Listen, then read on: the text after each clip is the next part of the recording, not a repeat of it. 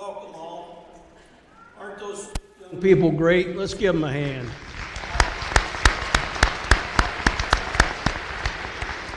Some of them look pretty serious. I don't know if I intimidate them or what, but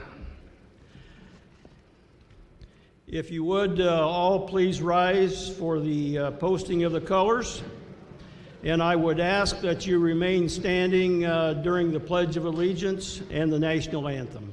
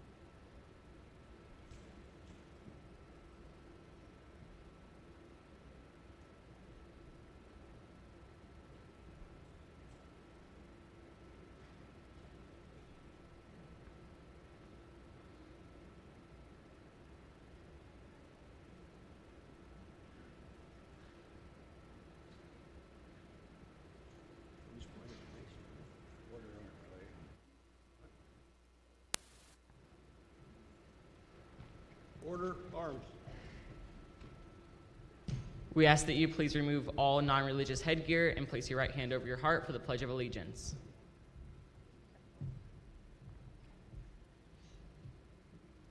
I pledge allegiance to the flag of the United States of America and to the republic for which it stands, one nation, under God, indivisible, with liberty and justice for all. Thank you.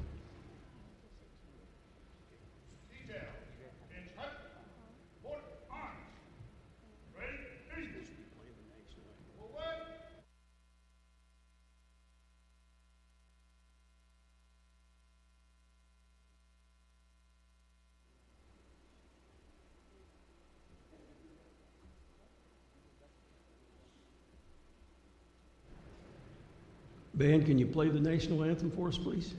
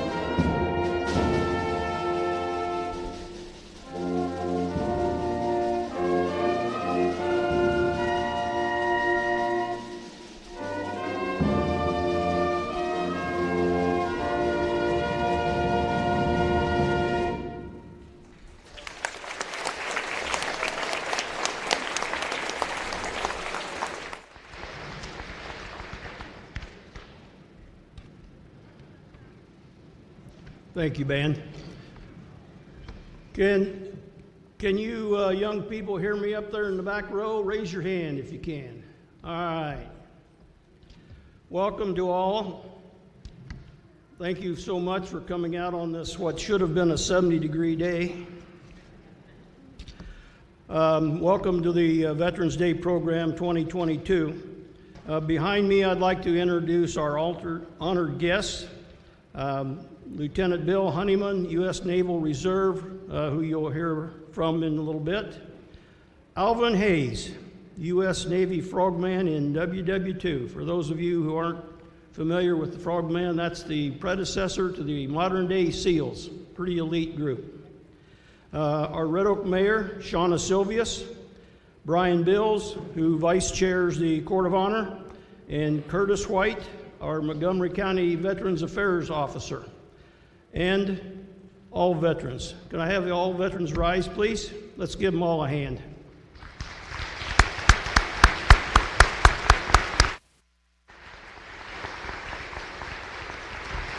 Thank you. Now I'm going to call on Clint Ruby to have a reading for you.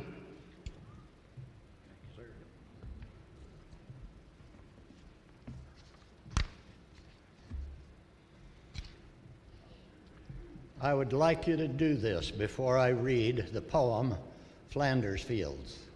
Please close your eyes. Close your eyes and imagine. Imagine you're in Belgium, in the middle of Europe, in World War I.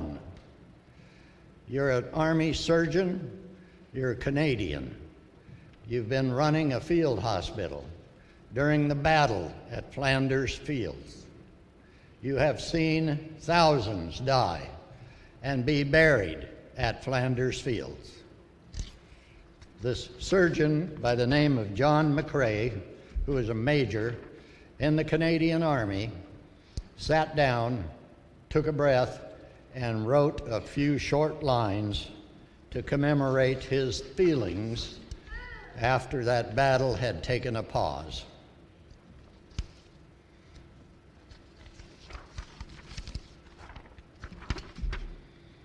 In Flanders Fields, the poppies blow, between the crosses row on row, that mark our place, and in the sky the larks still bravely singing fly, scarce heard among the guns below. We are the dead. Short days ago we lived, felt dawn, saw sunset glow, loved and were loved, and now we lie in Flanders Fields. Take up our quarrel with the foe. To you from failing hands we throw the torch. Be yours to hold it high. If you break faith with us who die, we shall not sleep, though poppies grow in Flanders Fields. Thank you.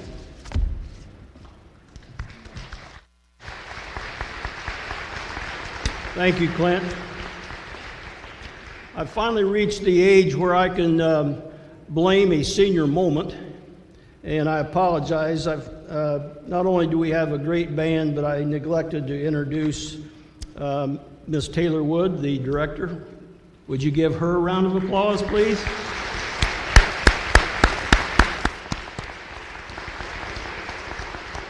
I didn't get this gray hair by remembering everything. Now we'd like to have the vocal music department entertain us, and they will be directed by Tim and Tara Marsden. And I can assure you they will be just as good as the band. We've got a great bunch of young people, very talented, and we should be very appreciative of that. Now I'm getting thrown out of the podium. I'm just going to announce part of the... There you go.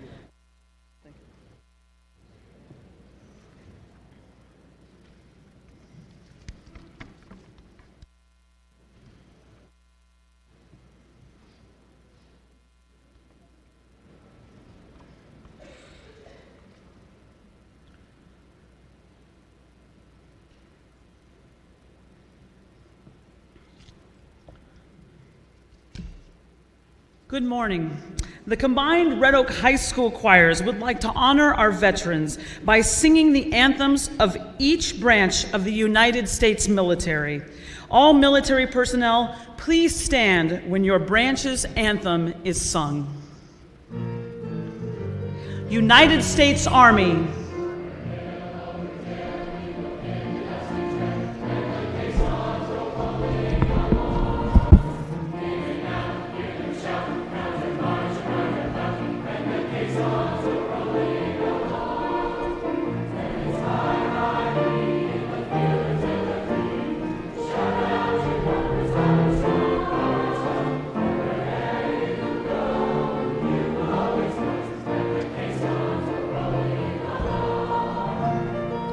United States Marines.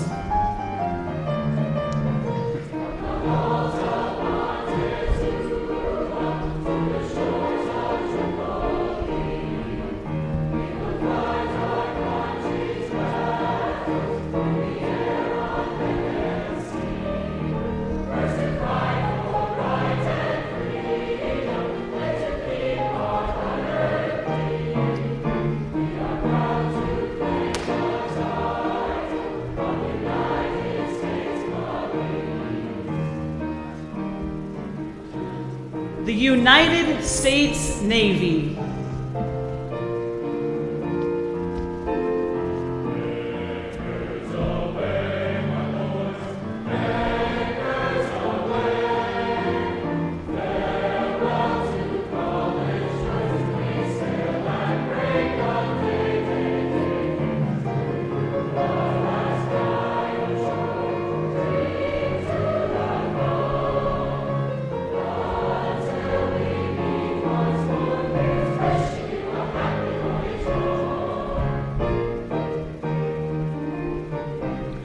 The United States Coast Guard.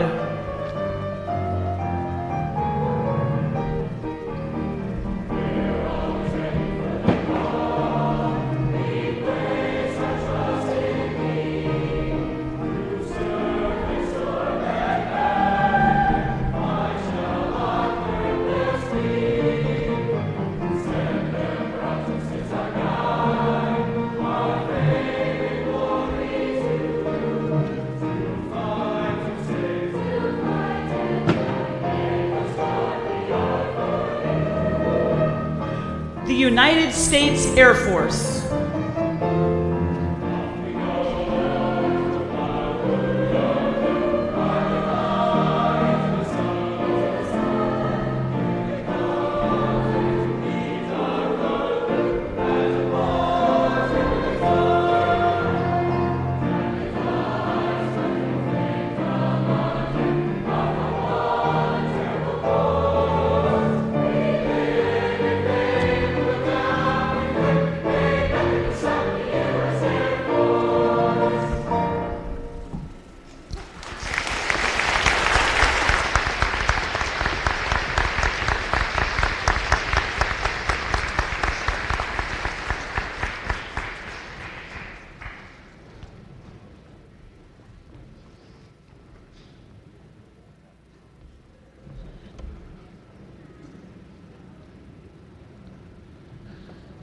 Thank you to the junior and senior high choir.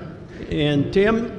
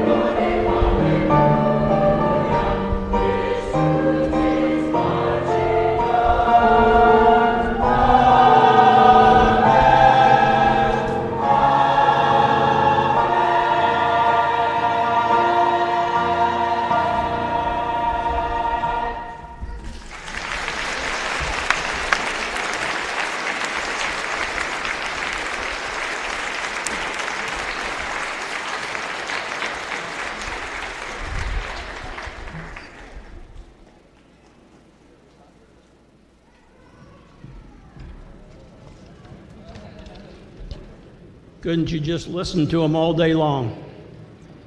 You want to sing a couple more, Tim? We'd love to hear it. Great, great, talented young people.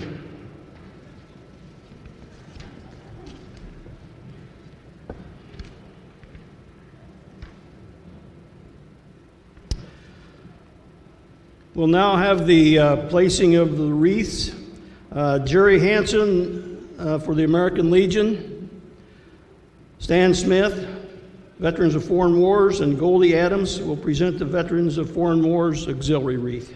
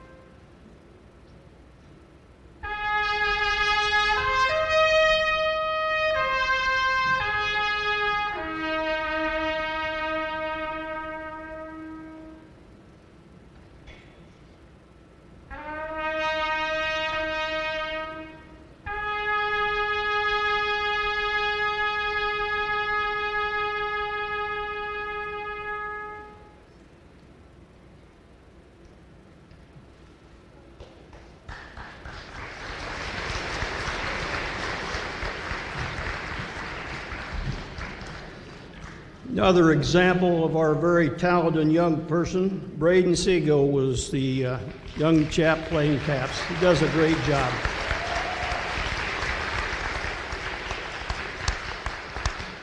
Braden sometimes pulls double duty for us. He also plays taps for our military burials. So thank you again, Braden.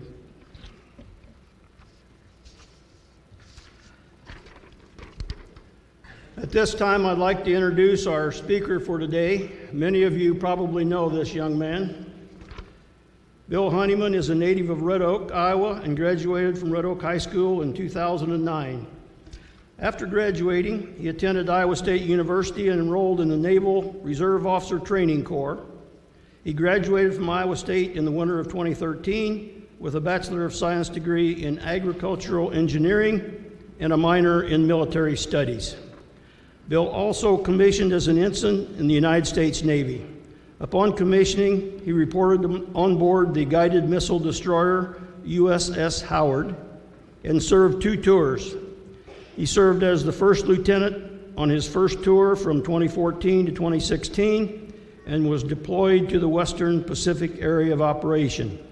He then stayed aboard to serve his second tour as the navigator and sailed the ship on deployment to the Middle East region, returning in 2017. He resigned from active duty in November of 2018 and continues to serve as a lieutenant in the United States Navy Reserves. Excuse me. While also working on the family farm. He returned in February of this year from his first Navy Reserve deployment to Guantanamo Bay, Cuba, as a Naval Liaison Officer. Personal awards include the Joint Service Commendation Medal, Navy and Marine Corps Commendation Medal, 3 Navy and Marine Corps Achievement Medals, Joint Meritorious Unit Award, the Navy Battle Effectiveness Award, the Global War on Terrorism Expeditionary Medal, 2 of those, and various other campaign and service medals. Help me welcome Bill Honeyman. And you may have to adjust those. I think they're coming through. Okay. Good morning. Before we get started, I'd like to recognize one more time Mr. Alvin Hayes, who is sitting next to me. If you don't know him and you get an opportunity to go talk to him, listen to his story because it's truly amazing. He was in the 7th class of SEALs before they even knew they were going to be called the SEALs back in World War II. So he's somebody that I am proud to call a friend and who I greatly admire. So could we give him a round of applause really quick?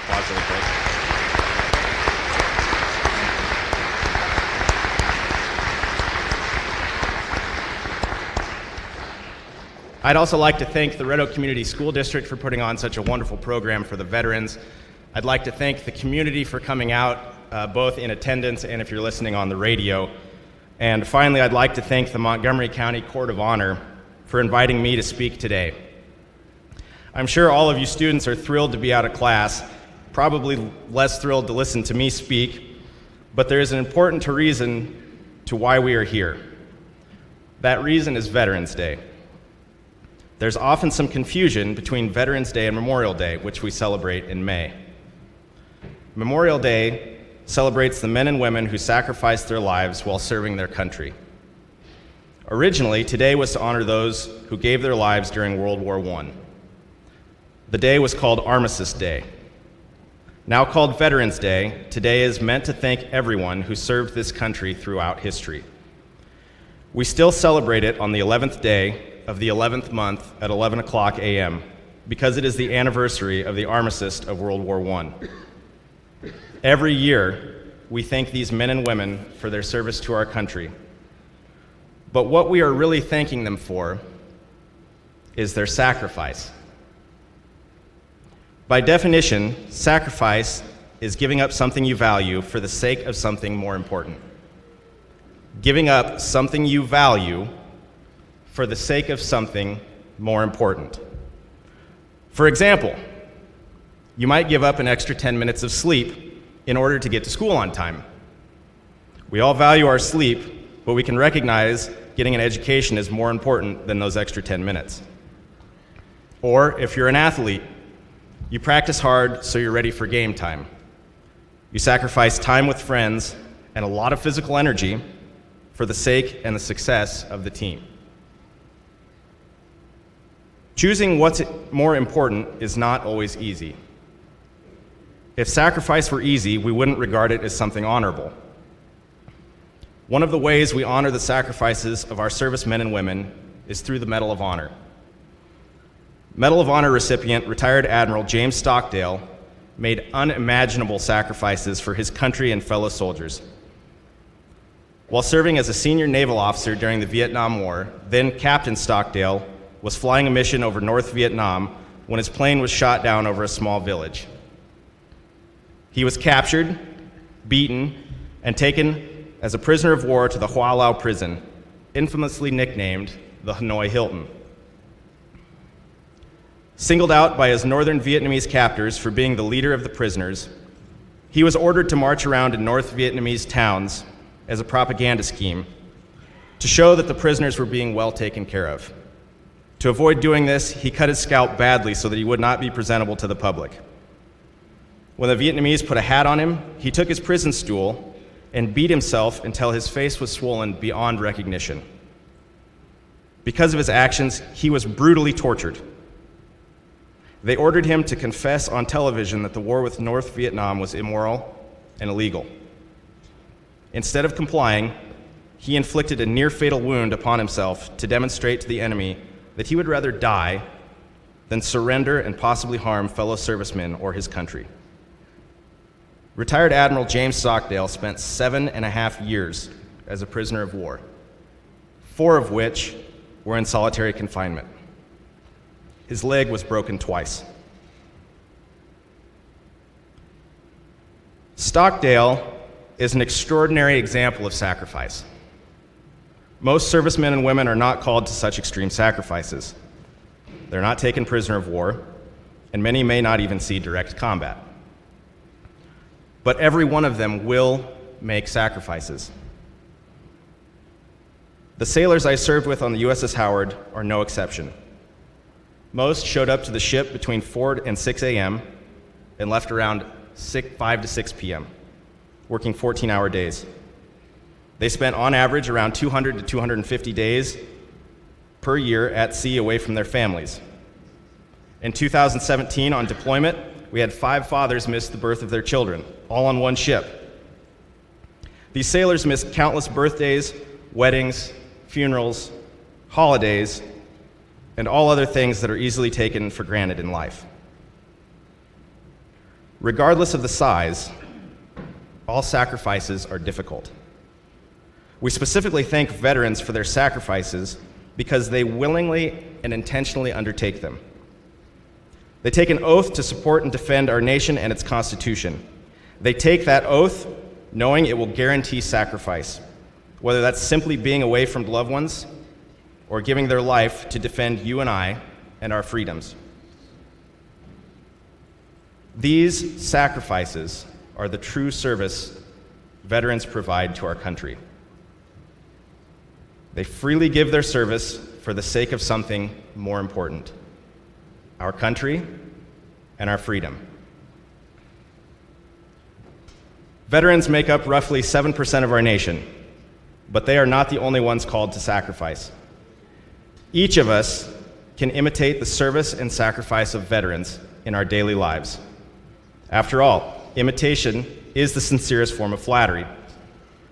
So I challenge you to examine how you are serving your community and sacrificing for your family, friends, neighbors, or even strangers. Because honoring a veteran on Veterans Day doesn't have to simply look like saying thank you for your service. It can look like sacrifice. It can look like service. And it can look like intentionally using your freedoms. I'd like to thank you for your time, and thank you, veterans, for your sacrifice.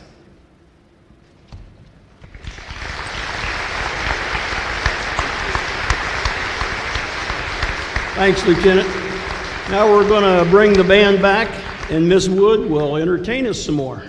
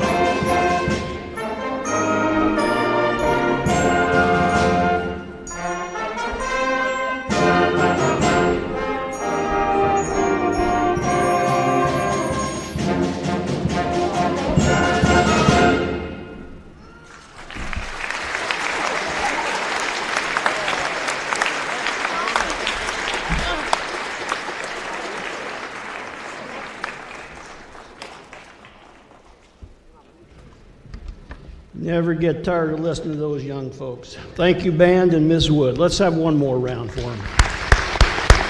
Great job.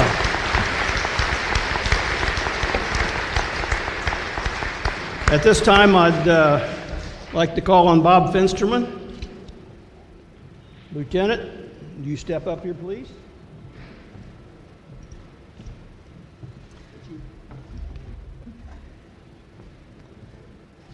Good morning. And again, aren't we blessed for having such band and student choir? Give them another round of applause, please. Thank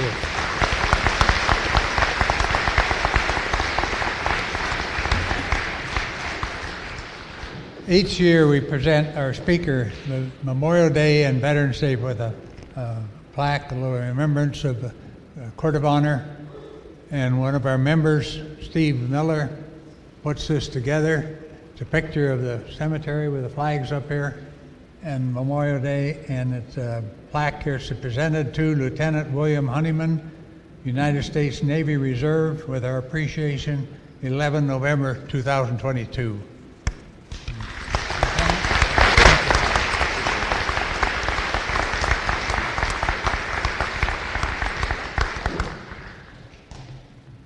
Thanks, Bob. I'd also like to thank Bob. Essentially put the program together for us this year. Bob's a past chairman of the Court of Honor, as is Clint Ruby, and half the other Court of Honor people. So we appreciate all the input. If you'd indulge me for just a couple more minutes, I have a couple of announcements. I've been asked to share with you tomorrow at 11 a.m. at the restored Burlington Northern Depot and World War II Museum. Hugh Shields, who is an author, will be doing some talking and a book signing, and then he will be sharing some of his experiences, some of the experiences of his father, Dean Shields, who was a B-17 bomber pilot in WW2. It is open to the public. There's no charge, and refreshments will be served. One other commercial message. Those of you who have noticed the blue coats running around, there's a lot of gray hair.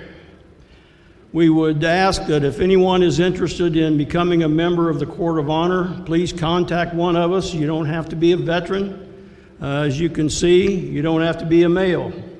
We've got a lot of young ladies and ladies that help us out, but we do need some young blood. Won't cost you anything except maybe a little muscle power now and then. But if you'd like to join us, there's no dues. And we don't meet every month. We meet probably 7 or 8 times a year is about it. So